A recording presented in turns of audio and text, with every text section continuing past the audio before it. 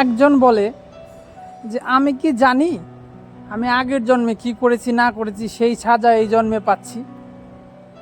না, তুমি আগের জন্মে কি করেছো না করেছো সেইটা তুমি জানো না ঠিকই, কিন্তু এই জন্মে তুমি কি করছো সেইটা তো জানো। তা এই কারণেই তোমাকে মানুষ রূপে জন্ম করেছে না, কারণ সেই মানুষই একমাত্র প্রাণী যার ভেতরে ভালো মন্দ বোঝার ক্ষমতাটা আছে। তুমি কি করেছো না করেছো সেটা তুমি নিজেই জানো, তো তার ফল তোমার ভুগতে হবে, এটাই তো সত্য। আগের জন্মটা ছেড়েই দাও, সেটা তুমি জানো না ঠিক আছে, এই জন্মে তো তুমি মানুষ হয়েছো না।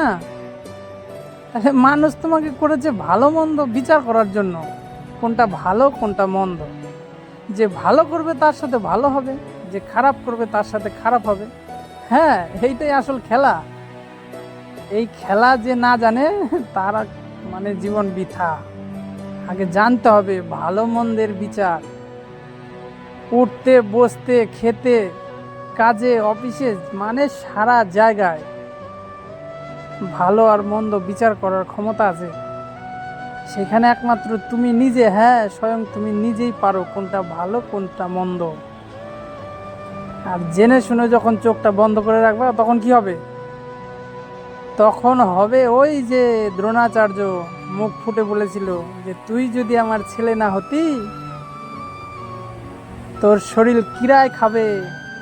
তখন কৃষ্ণ বলেছিল তথাস্তু, সেটাই হবে। মহাভারতের গল্প কি ভুলে গেছো নাকি?